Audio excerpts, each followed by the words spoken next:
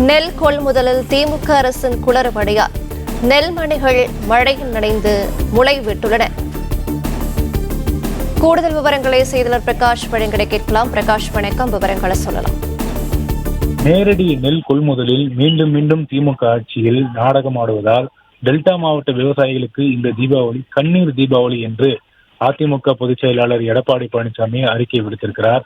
இது குறித்து அவர் விடுத்திருக்கக்கூடிய அறிக்கையில், இதற்கு முந்தைய திமுக ஆட்சியில் நாளொன்றுக்கு 800 மூட்டையாக இருந்த நெல் கொள்முதல் அதிமுக ஆட்சியில் 1000 மூட்டையாக அதிகரித்தும் 17% ஈரப்பதத்தை 22% உயர்த்தி மத்திய அரசிடமிருந்து ஆணை பெற்று நெல்மணிகளை கொள்முதல் செய்ததாக தெரிவித்திருக்கிறார். ஆனால் தற்போதைய திமுக ஆட்சியில் நாளொன்றுக்கு 600 மூட்டைகள் மட்டுமே கொள்முதல் செய்யப்படுவதாகவும், நெல்லை பிடிக்க போதுமான சாக்கு பைகள் இல்லை என்றும், நெல்லை பாதுகாக்க தார்பாய்கள் இல்லை என்றும் விவசாயிகள் குற்றம் சாட்டுவதோடு, ஈரப்பதத்தை 17% இருந்து 22% உயர்த்தப்பட வேண்டும் என்று, நெல் கொள்முதலை 1000 மூட்டைகளாக உயர்த்த வேண்டும் என்று விவசாயிகள் கோரிக்கை விடுத்திருப்பதை எடப்பாடி பழனிசாமி சுட்டிக்காட்டியிருக்கிறார்.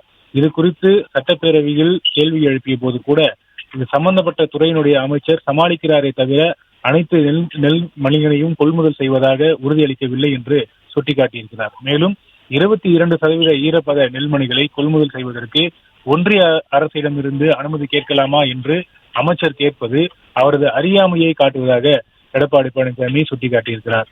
செறிவூட்டப்பட்ட அரிசிக்கு ஒன்றிய அரசிடமிருந்து அனுமதி பெற்று தந்தால் நெல் தேங்கும் நிலை ஏற்படாது, அரிசி பதுக்கல் இருக்காது என்று உண்மைக்கு மாறான மத்திய அரசு மீது பழி சுமத்தி இருப்பதாக எடப்பாடி பழனிசாமி குற்றம் சாட்டியிருக்கிறார்.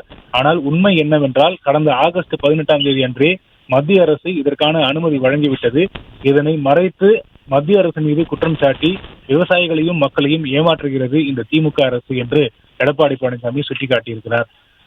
மொத்தமாக அதிக எண்ணிக்கையில நேரடி நெல் கொள்முதல் நிலையங்களை திறப்பதோடு அதிமுக ஆட்சி காலத்தில் செய்வதை போன்று தினமும் ஒவ்வொரு நேரடி நெல் கொள்முதல் நிலையத்திலும் 1000 மூட்டைகள் நெல் கொள்முதல் செய்ய வேண்டும் என்றும் 22% ஈரப்பதம் உள்ள நெல்லை கொள்முதல் செய்ய வேண்டும் என்று எடப்பாடி பழனிசாமி வலியுறுத்தியிருக்கிறார்.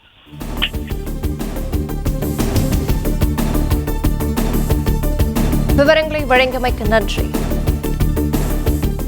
பிளே ஸ்டோர் மற்றும் ஆப் ஸ்டோரில் இருந்து பாலிமர் செயலியை QR கோடு மூலம் பதிவிறக்கம் செய்யுங்கள்.